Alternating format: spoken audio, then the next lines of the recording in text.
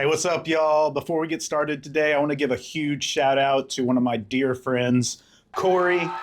Thank you, sir. You became my first Patreon donator subscriber, which I truly appreciate. I don't have much to give right now, so on that platform, I'm basically just using it as a donation service. But hopefully this channel will grow, and maybe one day I can offer my patrons something that would be truly unique, that would separate it from this channel. But right off the bat, Corey, C-Gull, you've always supported me in my little endeavors, and I just want to say I truly do appreciate you, bro. You're one of my dear friends. Safari, C-Gull, Lion, Lioness. Everyone else is like, what? Here's your co-star, the cat, everyone. Corey, the cat, thanks you as well tremendously. He still remembers that little bit of cat food you bought him. He appreciates that treat. But if you too want to be as cool as Corey,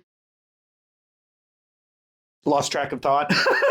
Patreon.com/TheRealValue. I appreciate anything from $1 a month to $1 million a month. Better step up my game. Nah, but seriously, Corey, thanks, bud. This video is dedicated to you and you alone. But it's about The Witch, which is a really good movie. So everyone else, stick around. What's up, y'all? Welcome to The Real Value. Today we're going to talk about the movie The Witch, kind of continuing with the Eggers theme. And that's what we're going to do today as soon as I let my cat out of the room. Here you go, big boy. Little, do you want to go too? Or are you staying in? You going to chill? All right. As someone with a history degree, I find the witch craze of the 13 to 1600s endlessly intriguing. It's a period where Western society began transitioning from superstition towards what we now recognize as modernity. Yet we haven't entirely shed those old ways of thinking. Today, we still have religion, astrology, psychics, palm readers, fantasy football jinxes, the fear of the unlucky 13, and the list goes on and on. Even those who would likely liar. What are you doing?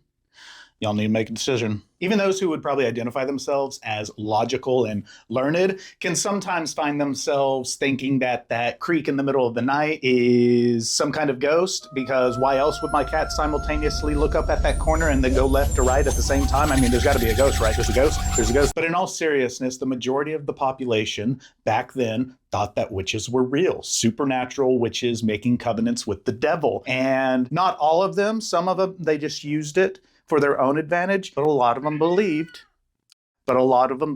in this aspect of human nature. I find it so interesting. Now today we're going to focus more on that time period, as that is when the Witch movie is set.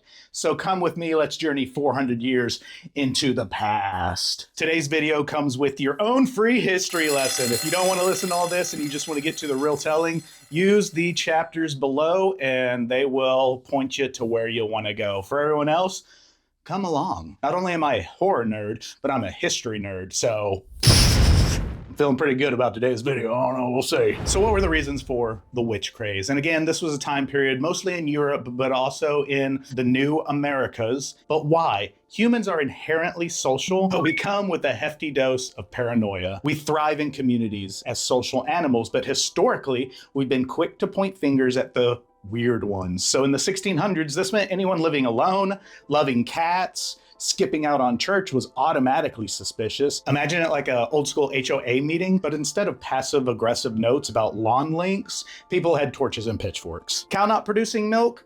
Margaret next door, that independent, lonely woman, she must be a witch. Another huge reason for this widespread belief in witchcraft was the church. The church in the 1600s was the TikTok of its era. Huge reach, lots of drama, and a sketchy-ass algorithm. Witches were the trending scapegoat of the time, and guides like the Malleus Maleficarum, which translates into the witch's hammer, was an actual step-by-step guidebook on how to identify, find, hunt, diagnose, and kill witches. This was a real book that was reprinted many times from 1486, either it came out in 1486 or 1496, correction, one of those. And it was used for centuries.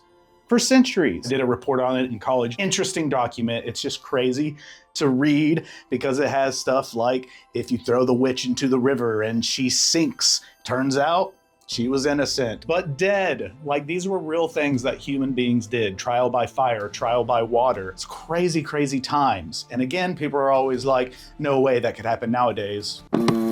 We all know some things we thought never could happen, especially in this country, that have happened. So don't even get me started there. The church was directly responsible. And even though they disavowed the Malleus Maleficarum a couple years after it was published, citing differences in their belief in demonology, the church still believes in witches and demons and exorcisms and things like that. Now, this isn't an attack on Christianity. This is more a generalization of Christianity in Europe and the colonies during this era. So please don't take offense. Overall, you know my personal philosophy. Be nice to each other. If you can't do that, then just don't be a dick. Otherwise, believe what you want to believe. You'll sweat off my sack. It wasn't just about faith. The church also used witch hunts to maintain control, as well as other political entities like in the small town councils and such. Spreading fear like a medieval PR blitz, sacrificing a few witches was in effect sometimes used to keep order. And again, that went for the church as well as political office as well. Another interesting concept is mass hysteria. It was like the social media uproar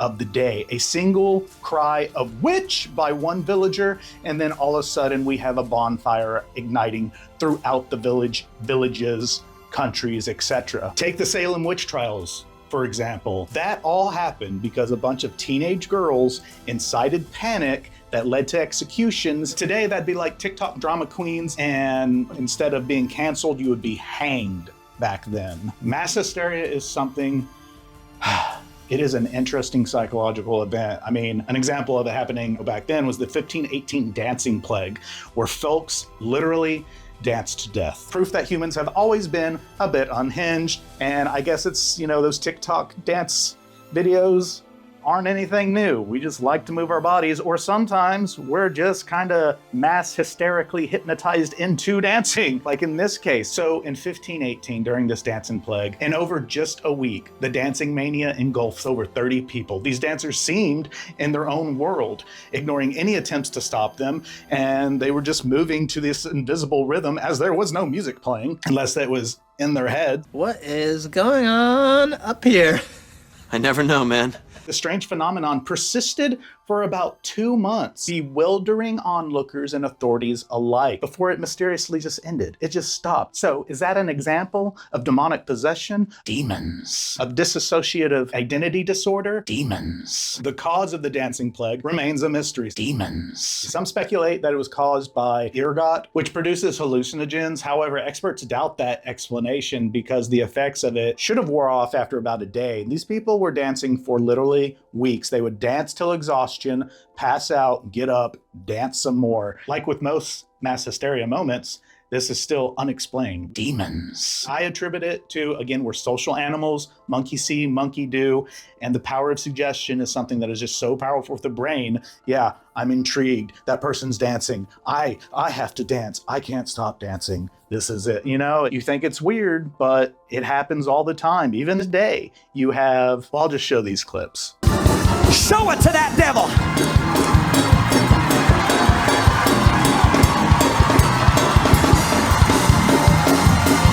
So far, we have causes for the witch craze. Humans are social, but naturally paranoid. The church has tremendous power and used witchcraftery to benefit its own powerful causes and jurisdictions. Mass hysteria, which is just like a shared group delusion. You also have misogyny. Patriarchy was the fuel for these witch hunts. Around 75 to 90% of those accused were women, usually strong, independent women, especially loners. They were prime targets. It was like accusing ambitious women of today for being too much or bitches, when in fact they're just doing their job or trying to get ahead like anyone else. But back then, the stakes, well, they were stakes, either to the heart or being tied up to, if you're a strong, independent woman, sorry, Kelly Clarkson, you'd be burned, you'd be hanged. I would venture to say we're not that far removed from these type of things. Religious teachings didn't help, especially in Christianity. You have the casting of women as inherently evil. The story of Adam and Eve. Yes, they both eat of the fruit, but the devil, as the serpent, talks who into eating it first? Eve. And then Eve brings it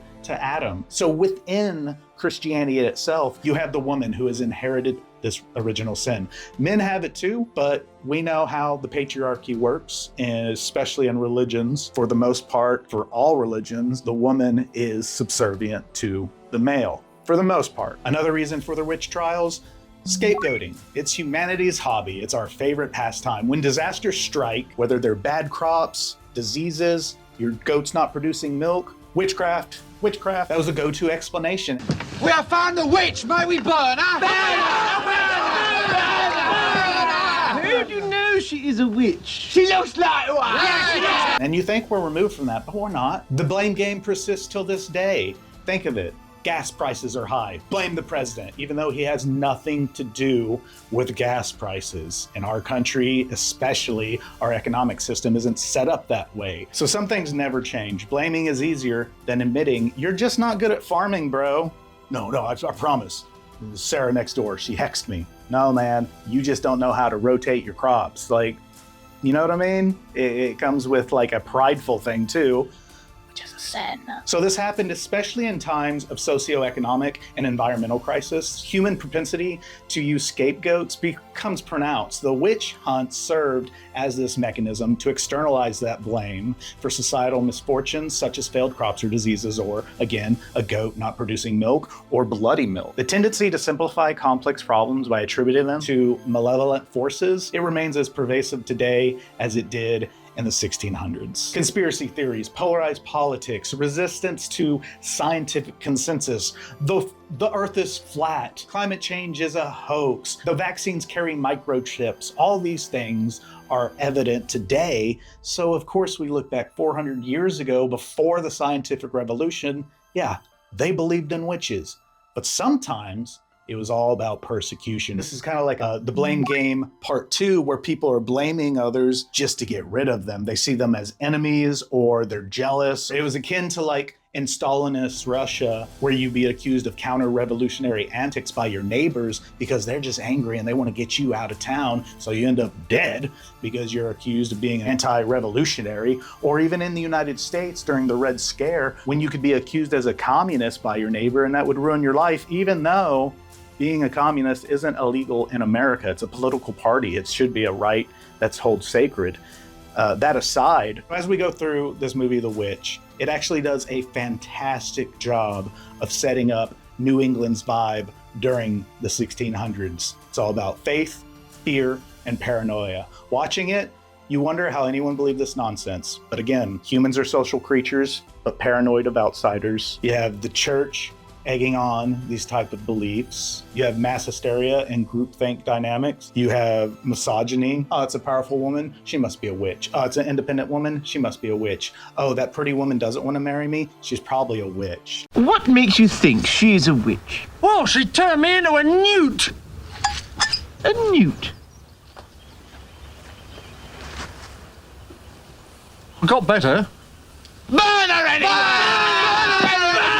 Like, these are things that human beings actually had to face and deal with and died because of, which brings us to scapegoating. So as you watch The Witch, remember that this same paranoia driving witch hunt still lurks today. And that's why I think it's an important movie, not only to get a glimpse of society then, but to see how we don't differ that much as human beings. 400 years ago was the blink of an eye. Irrationality is timeless. So grab some popcorn and remember, history is scary, but people, terrifying. While we have advanced these last 400 years, some pitchforks, some torches, they just got rebranded.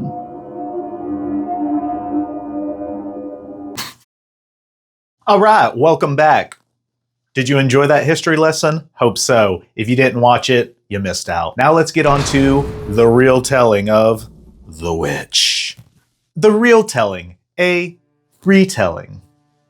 That's how I'm gonna market it. First, we get some creepy ass music and we open up with our title card, The VVitch. That's right, 2 V's, because doubling your V's makes it extra spooky. We meet our stars of the flick, a family getting kicked out of a Puritan village. Why? Apparently, they're too pure for the Puritans. Yeah, that's like being kicked out of a vegan retreat because you like kale too much. Just doesn't make sense. The dad is accused of being too prideful in his ways, and he calls them fake Christians, you know, like loving Christians tend to do. Then they're like, you want to be banished? And he's like, would love to be. And Thomasin, the daughter's sitting there like, what? And on his way out, he's like, fine, I'm telling Daddy Jesus on y'all. Family treks into the wilderness. The vibe, a mix between Oregon Trail and Blair Witch Project, only less fun parts. They even passed some Native Americans on their way out, which for 17th century Puritans, the fact that they're saying we want to live with these savages, which is what they called them, over y'all, that just shows how they were way too much for even the Puritans in that village to handle. Cue ominous music as they camp outside in the middle of nowhere. Good news, they found a clearing, a place to start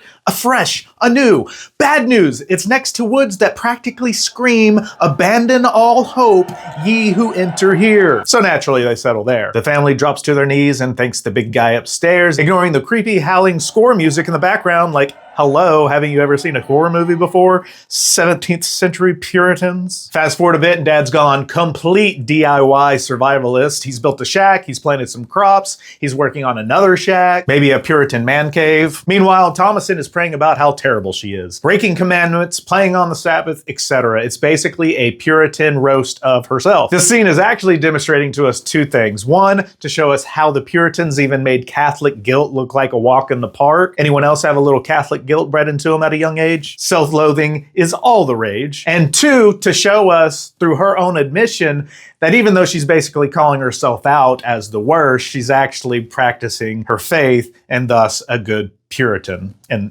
a sense. Shows mom, on the other hand, breastfeeding her new babe Samuel. So they've been out here long enough for, again, dad to build all that stuff, to grow some crops. She was already pregnant when they left the village and she's had this child, but the child's a couple months old. Named Samuel. She then hands Samuel off to Thomasin to take care of for a while. And Thomasin takes him near the creepy ass woods because yeah, why not? She's playing a little game of peekaboo, probably the highest form of entertainment in 17th century colonial America. But on the third boo, Samuel's gone. He vanishes. Thomasin panics as she hears some rustling noises in the woods right in front of her, you know, the creepy ass wood. If this was modern time, you'd immediately call for help, call 911. But right now, all she can do is pray more and try to trek after. We see someone in a red cloak and we hear the baby cooing, so we know that this person has the baby and is scuttling through the woods with the babe Samuel. Cut to the witch's shack and it's a lot. The babe's naked,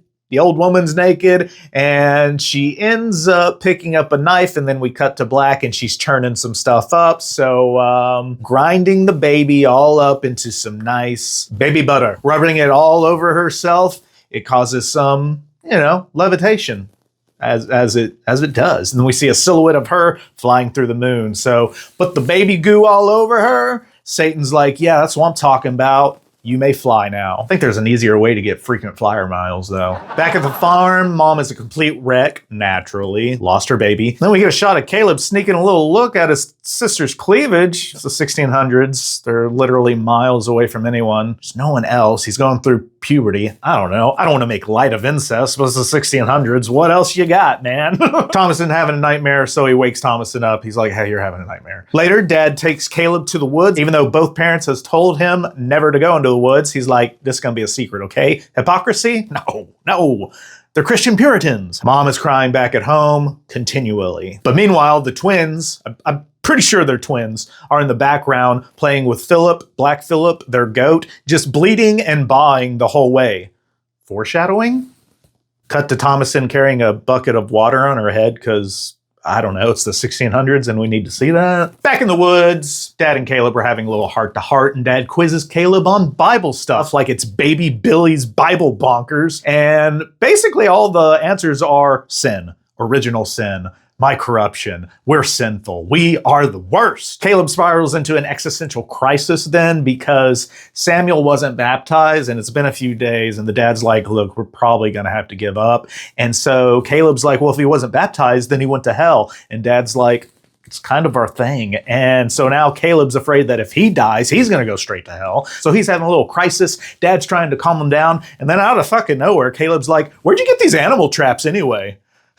I thought it was so funny. Just like a hard left turn. But Dad's like, I sold your mom's silver cup. Don't tell her. I'm waiting for the right time. Gotta wait for that sweet spot. Then we see Thomason gathering eggs, and what happens? Well, only the best omen ever. One of the eggs breaks, and we get a half-formed chick fetus just laying there. Good times. Back to Caleb and Dad. They spot a rabbit.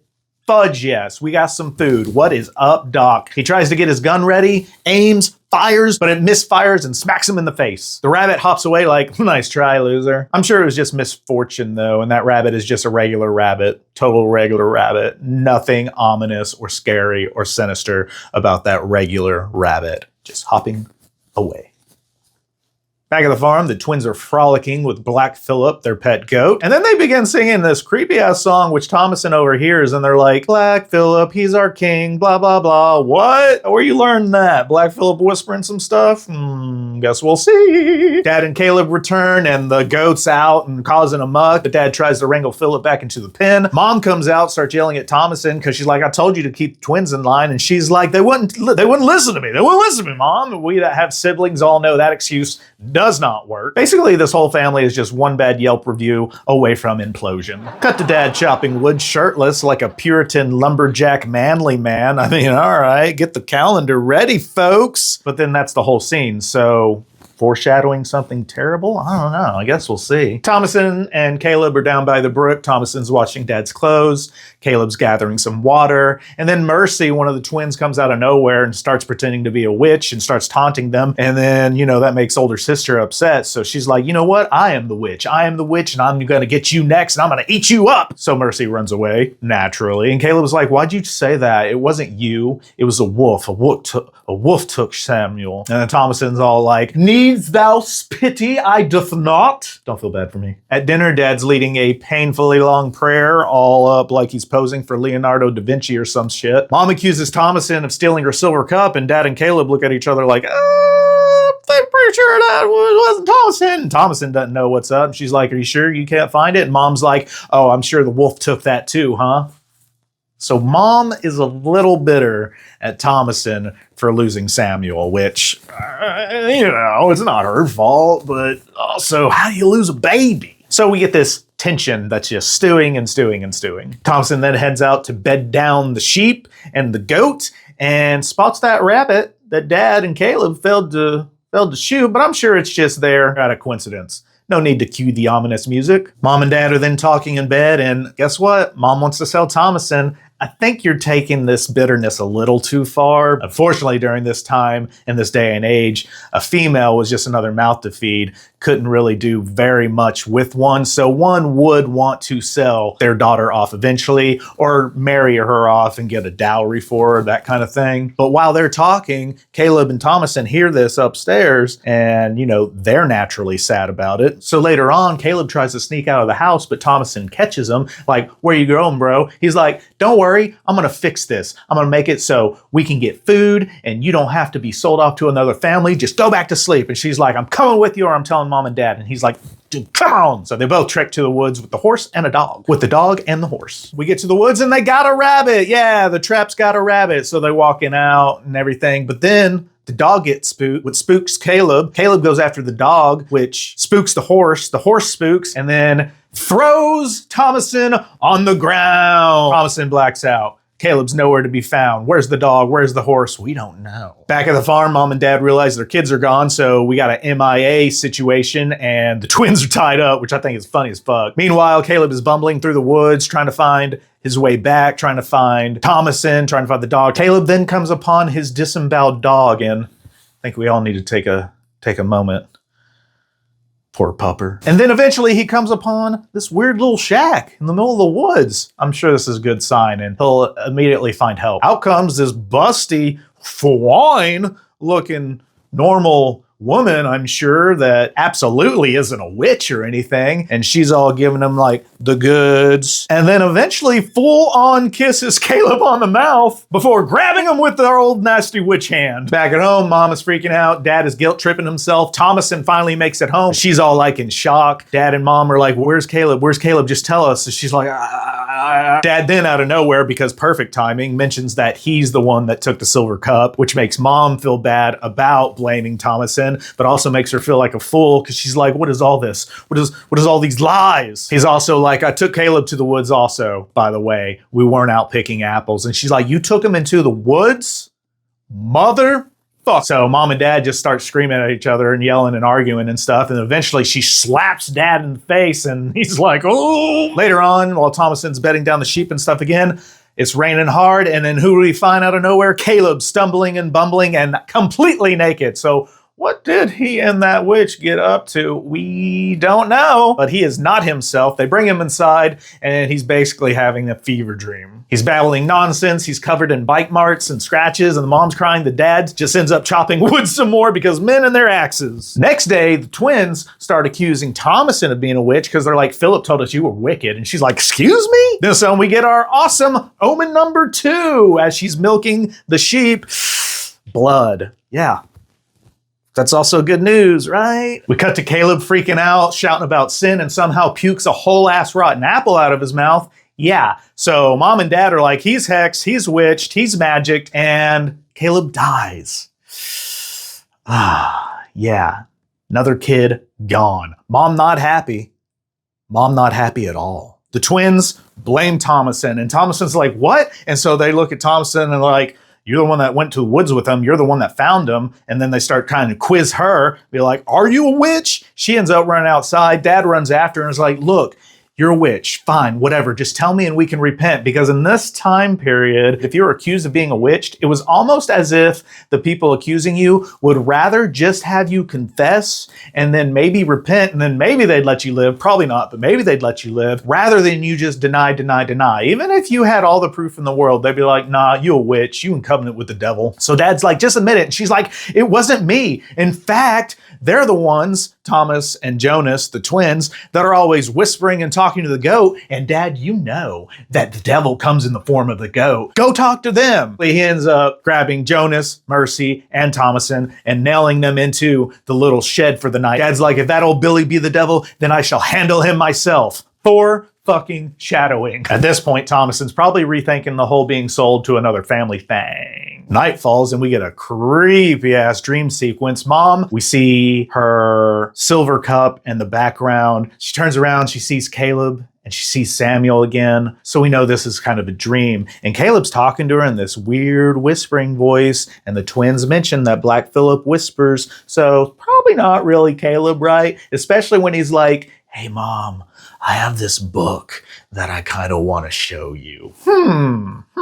But the most disturbing part of the dream sequence is when it cuts to the mom. Basically, she thinks she's breastfeeding Samuel, but it's a crow or a raven, and it's just pecking at her breast, and she's just laughing maniacally along the way. The dad would have woke up, right? So she's dreaming about this, but it's also significant because during the time period, witches would often be accused of having what was called a familiar, which could be an animal, usually a cat, a raven, or crow, maybe even a dog, that would be imbued by the devil or a demon and would kind of be like their companion animal. So you could see that as the crow being her companion animal. Now, does she sign the book then at that point?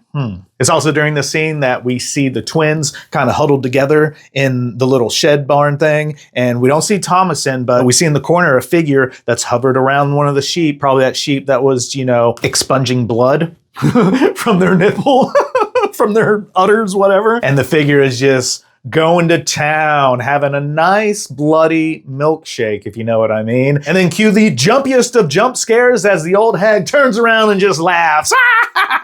It's a pretty freaky moment, actually. And all of a sudden, the next day, chaos ensues as dad gets up, walks out. The shed barn thing is tore Jonas and Mercy are nowhere to be found. The livestock is slaughtered. Thomason is just waking up, coming out of it. And then out of nowhere, boom! Black Phillip just gores Dad right in the stomach. Dad almost picks up the axe to fight Philip, but at this moment he drops it and he's basically giving himself over, admitting that he's prideful, admitting that he was wrong, and he utters a verse from the Bible, of course, from the book of Job, and he says, "Corruption, thou art thy father." Basically, this has been translated to mean that I accept my lot, I lay down, I give myself over to you, come what may. He knows he's about to die.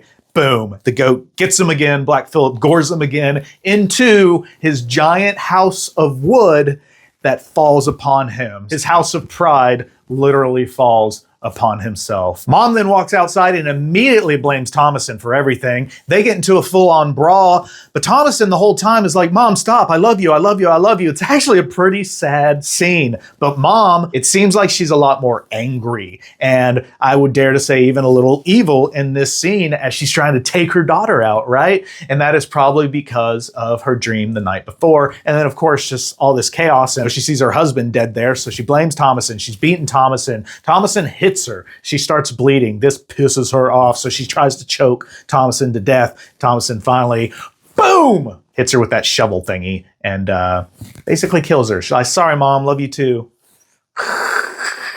So with her entire family dead, Thomason stumbles back into the house. She takes off one bloody cloak and she kind of just passes out for a minute. She wakes up, it's dark. Who does she see when she walks outside with a candle? A lit candle? Philip. Philip heads into one of the little shacks that are left. So she follows him in the shack. She's basically like, "Look, can you talk? Are you really the devil? Talk to me like you did Mercy and Jonas." So we know this whole time that Thomason, whose name is Thomas Sin, by the way, throughout the whole movie, she was innocent. Like, she didn't take the cup. She wasn't responsible for Caleb and his bewitching. She was taking the brunt of her mother's abuse. But in this scene, she's like, "Talk to me." So right before she's about to leave, because he's not saying anything, she's like, "Damn, I am crazy." She hears, "What dost thou want?" Holy shit. She's like, "I knew it. I knew Mercy and Jonas were talking to you." Now, obviously, they weren't in league with the devil, and we'll get to why in a second, but the devil offers her all of her desires, all her wishes. With her family gone, and she'd probably be blamed for everything that's happened if she was discovered anyway, she's like, "Well, everyone's gonna think I'm a witch, might as well be a witch." We get a single tear as she signs her name in the devil's book. And I think that tear is reflective of the loss of her innocence as she gives herself over to the devil. Now, the devil told her to strip naked, so she walks out of the shack naked without the candle, without the light that she had when she walked in there. And she walks towards the woods with Philip, and then she joins this covenant of witches all around a fire. They're all rubbing stuff on sticks and themselves. They're all naked, and she's just watching. We're kind of given a glimpse into what happened to Mercy and Jonas because they all begin to levitate. And what did it take to levitate? Good old Johnson and Jonas and Mercy baby lotion, baby. She had just signed her name in the devil's book, and the devil is there in the form of Black Phillip. She herself begins to rise, and we get all these powerful women now rising into the air. And the last shot is of Thomason, Thomas Sin, kind of in a mocking pose of Christ on the cross, which would be a blasphemous thing if you were, in league with the devil. And that's it. Movie over. So what do we learn today? I think we learned that family is overrated, goats are evil, and living deliciously is apparently the dream, right? The Witch isn't just a movie, it's a cautionary tale about why you should never leave the city. Again, if you don't want to hear any of this, you want to skip to the real value, chapters below. But I know the history lesson that we were talking about before this was basically about the ridiculousness of believing in witches and superstitions, but why people might have been more inclined to do so during that age. Then we show this movie and it's totally just full of superstition. But I think it's interesting because the title card of the movie shows The Witch, a New England folk tale. And I think this is exactly that. This is a kind of tale that the Puritans would have loved telling their children during the day of age. It is a cautionary tale about how pride can be your downfall. It reflects their beliefs about how the devil is everywhere and always tempting you. And it's about how family can both be your strongest ally and yet your biggest obstacle concerning your relationship with God and Jesus' son, right? In their view. Ultimately, I think this is one of the best types of slow burn horrors that we've seen in recent decades. If I'm being completely honest though, when I first saw it in the theater, I'm pretty sure I fell asleep. I thought it was so boring, and I don't know, maybe I was just extra tired that day or just not in it. But I watched it a couple years later again, and I was like, this is awesome. This movie is great. I've seen it like 4 or 5 times since then, and it's one of my faves. Yeah, I think it's a really good movie. I think what it comes down to is I'm a Robert Eggers fan, and he doesn't have much to show, right? He's got The Witch, Nosferatu, which just came out, The Lighthouse. Love all 3 of those. I haven't seen The Northman yet. That is on my list, but yeah, Robert Eggers, keep it up, man. I think this is a tale about women and their own repression. It's about men and their prideful ways. It's about journeying into the unknown in the search and hope of survival, but meeting with mirage and instead death. It's a cautionary tale, but also with a feminist twist. Let me know if you agree or disagree with my take in the comments below. I would love to hear your opinions on the matter. Before we get to the real value, we're gonna go over a couple more facts though, all right? Starring Anna Taylor-Joy as Thomasin, Ralph Ineson as William, Kate Dickie as Catherine. It premiered in January of 2015 at Sundance, but it wasn't released until February 2016. So we have a whole year before its wide release. It had a budget of $4 million, of which it made $40.4 million. So $40 million profit, not too shabby from your box office alone. The Rotten Tomatoes tomato meter has it at a 91%, while their popcorn meter has it a 60%. So there's a very big discrepancy between critics and the populace. So this movie is kind of love or hate to a lot of people. Letterboxd has it at a 3.8 out of 5, IMDb a 7 out of 10, the movie database a 70%, Metacritic's Metascore at 84, and Metacritic's user score at 7.4. If we convert and average those suckers together, we get a 3.25 or a 7.5 or a 75%. The Witch won several accolades, including the Fangoria Chainsaw Award for Best Film, Best Actress, Best Supporting Actor,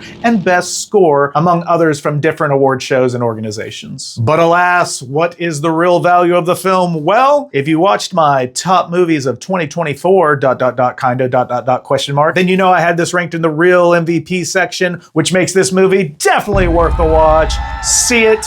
I don't think you'll be disappointed, though 60% tells me that 40% of y'all might be disappointed. All right, guys, that's it for me today. Thanks for sticking around. Please like, subscribe, share. Corey, love you, brother. I hope you liked this episode. Let me know if you didn't, I'll do another one for you. Thanks, everybody. See me next time, because I can't see you. And remember, be nice to each other. And if you can't do that, then at least don't be a dick. Peace.